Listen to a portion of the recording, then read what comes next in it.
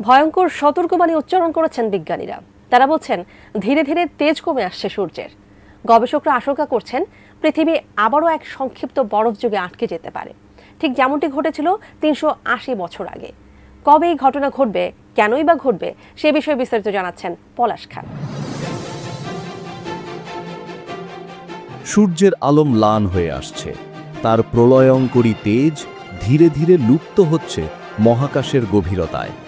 এই পরিবর্তনের সঙ্গে তাল মিলিয়ে আমাদের প্রিয় পৃথিবীও ক্রমশ শীতলতার চাদরে ঢেকে যাচ্ছে।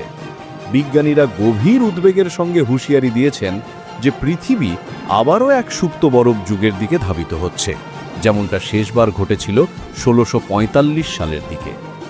আশঙ্কা করা হচ্ছে ২০৩০ থেকে ২০৪০ সালের মধ্যে পৃথিবী এক সংক্ষিপ্ত বরফ যুগে প্রবেশ করতে পারে, যখন সূর্যের দীপ্তি অনেকটাই ম্লান হয়ে যাবে।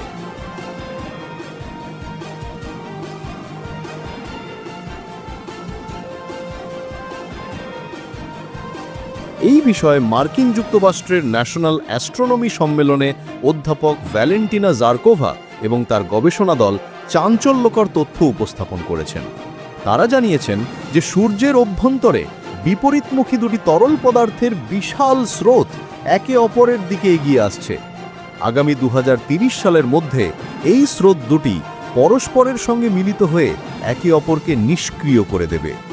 এর ফলে সূর্যের অভ্যন্তরীণ তরল কার্যকলাপ প্রায় ৬০% হ্রাস পাবে। গবেষকরা নিশ্চিত করেছেন যে ভবিষ্যতের এই পরিস্থিতি অতীতের মাউন্ডার মিনিমাম যুগের সঙ্গে আশ্চর্যজনকভাবে সাদৃশ্যপূর্ণ, যে সময় বিশ্ব একটি সংক্ষিপ্ত বরফ যুগে নিমজ্জিত হয়েছিল।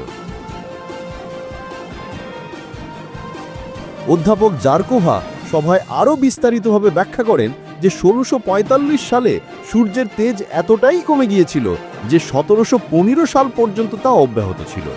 সেই সময় ইউরোপের মানুষ তীব্র শীতের প্রকোপে সবচেয়ে বেশি ক্ষতিগ্রস্ত হয়েছিল। গোটা পৃথিবীতেই তখন এক সংক্ষিপ্ত বরফ যুগ বিরাজ করছিল, যার ফলশ্রুতি লন্ডনের টেমস নদীর জল জমে কঠিন বরফে পরিণত হয়েছিল।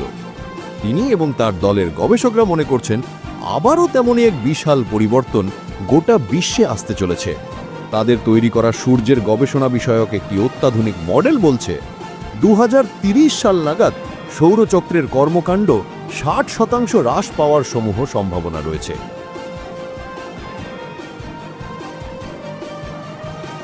১৮৪৩ সালে বিজ্ঞানীরা সর্বপ্রথম লক্ষ্য করেন যে সূর্যের অভ্যন্তরে কিছু নিরন্তর কার্যকলাপ চলছে, যার ফলে সূর্যের ক্রিয়াকলাপ প্রতি ১১ বছর অন্তর পরিবর্তিত হয়। কয়েক বছর আগে বিজ্ঞান বিষয়ক অনলাইন সংস্থা physics.org এবং যুক্তরাজ্যের দ্য ইন্ডিপেন্ডেন্ট একটি বিস্তারিত প্রতিবেদনে এ তথ্য প্রকাশ করে। প্রতিবেদনটিতে গবেষকরা জানিয়েছিলেন ১৭২ বছর ধরে এ বিষয়ে ধারাবাহিক পর্যবেক্ষণ চালানো হয়েছে, কিন্তু এই প্রথম মাত্র ১০ থেকে ১২ বছরের পর্যবেক্ষণে সূর্যের কর্মকাণ্ডে এমন অসঙ্গতি দেখা যাচ্ছে। গবেষক দলের প্রধান জারকোভা বলেন, আমাদের বিশ্লেষণ ৯৭% সঠিক বলে প্রমাণিত হয়েছে। জারকোভা এবং তার সহযোগী বিজ্ঞানীরা মার্কিন যুক্তরাষ্ট্রের ক্যালিফোর্নিয়া রাজ্যের উইলকক্স সোলার অবজারভেটরি থেকে এ পর্যবেক্ষণ চালান।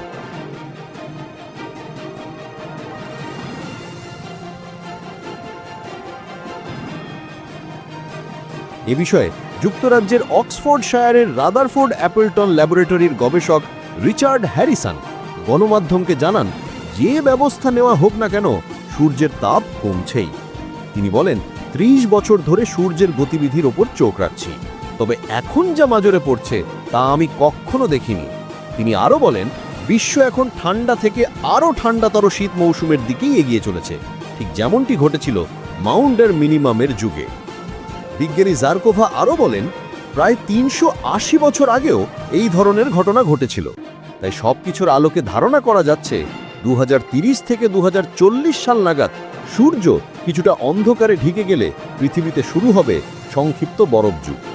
সেই সঙ্গে পৃথিবী থেকে হয়তো চিরতরে হারিয়ে যেতে পারে অগণিত প্রাণী এবং উদ্ভিদ। এই পরিস্থিতি মোকাবেলায় আন্তর্জাতিক স্তরে সমন্বিত গবেষণা ও প্রস্তুতি অত্যন্ত জরুরি।